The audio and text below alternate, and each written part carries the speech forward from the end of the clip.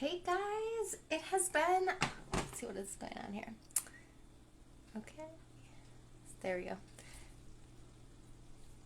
Sorry, I got a new phone. It's making me go through all this stuff okay, there we go. So I'm gonna go live here real quick, show you a super quick, easy mac and cheese that I am gonna make for dinner tonight. And if you are catching this on YouTube, I do these live on my Instagram, Her Hearts at Home, and I'll share my handle in the description box. But if you're on there, make sure you like and subscribe. And if you're joining me on Instagram, thank you for joining me. I am going to just super quick. We have dance tonight. I haven't gone live in a few days because we were just insanely busy this weekend with competition and dance and all those things. So I'm going to try to do this in just a few minutes and get it done. So I am boiling water right now just for some penne pasta. This is what I'm going to use because this is what I have on hand. I have already melted just a few tablespoons of some grass-fed butter in my pan. And to that, I am just going to add in some flour. I'm using Sunrise Flour Mill flour. And I'm just going to make a roux and cook out the flour taste. And I may need a little more flour in here, we'll see. While that's cooking out, we are going to have alongside the mac and cheese just some of this Bear Brand breaded chicken. We buy this at Costco. I throw it into the air fryer, and we'll put some barbecue sauce on it, and we'll have that alongside the mac and cheese. And I am using some sharp cheddar white cheese that we, actually my husband so kindly shredded up for us over the weekend while I was running and doing all the things for the play. So I'm going to use some of that. So it is going to be like a white mac and cheese. And I am going to bake it for a little while after I get it all done here. So I'm going to just put it into my pan. And so while this flour is cooking out, I'm actually going to spray my pan. And I'm just going to spray it with some avocado cooking spray. That way it won't all stick to my pan because cheese gets real sticky when it's melted. I'm still really tired from the weekend. It was a long, long weekend. Okay, I'm going to get a little bit more flour for this because it's not quite thick enough. Okay, a little bit more flour in here because you want it to be thick since it's what's going to thicken your cheese sauce. So you want to make sure that it starts out nice and thick. And with a roux, you just want to make sure that you really cook out that flour taste. Don't be scared of them because they are a great tool for thickening different things. You could also use cornstarch to thicken it, but for mac and cheese, I don't think that's the way to go. So just a few tablespoons of butter and a little bit of flour until you get to a nice pasty, thick consistency, and then letting it cook out that flour taste. Okay, so while that is still cooking, I'm going to go ahead and add in some seasoning. I have some organic ground mustard. Add a little bit of that to there. And I'm terrible. I don't really ever measure when I'm cooking. I just kind of do. Some organic garlic powder. Some organic granulated onion. And then some white pepper. You really don't need to add any salt because cheese is really salty as it is, and I am using salted butter. So, alright, good. That's much thicker now. That's exactly how I want it. So in this cup I have here some whole milk. You could use heavy whipping cream if you want. I've got some whole milk, so I'm just going to slowly add it in a little bit at a time and start mixing it until it's smooth, and that will be what makes the creamy,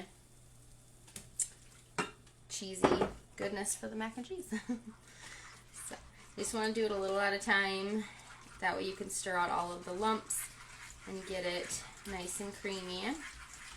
And you could use whatever cheese you want, but you really do want to use freshly shredded cheese, not pre-bought shredded cheese, because pre-bought shredded cheese has the anti-caking agents on it, and that just doesn't melt very well in mac and cheese. So you don't want to use that.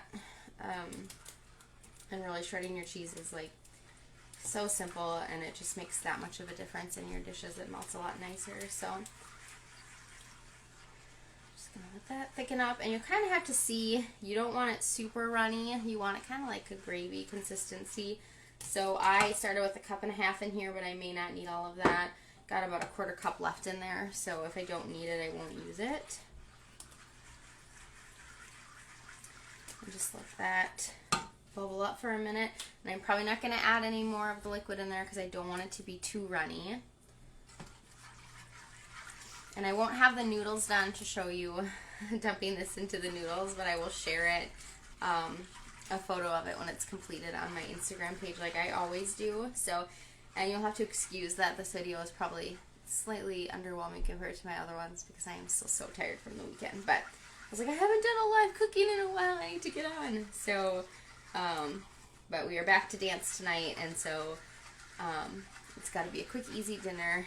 And really, you can make your homemade mac and cheese almost as quickly as you can make a box of mac and cheese. So, okay, so that is nice and thick. So I'm going to start adding in my cheese, just again, a little at a time.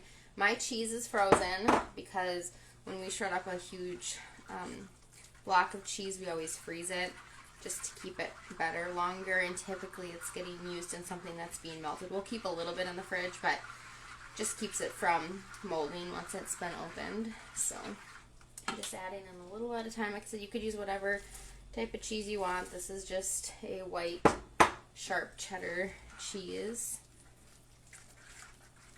And just keep mixing, and you could season this however you want. You could add in some Italian seasoning. You could add in some spice if you wanted to.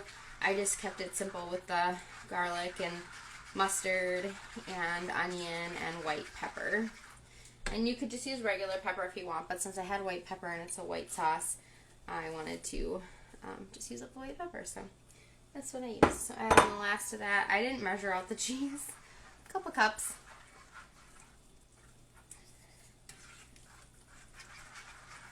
I'll show you what the cheese sauce looks like, but this was obviously done in real time, so you can see that you can pull together a super easy mac and cheese. You don't have to bake it like I'm going to. I just like to get that little bit of a crispy layer on the top. So once I get, my water's not quite boiling yet, but once I get my noodles cooked up, I will coat them in this sauce, and then I'll put them into my pan that I grease, and I'll throw it in the oven at 350, 375, 400, whatever you want to do.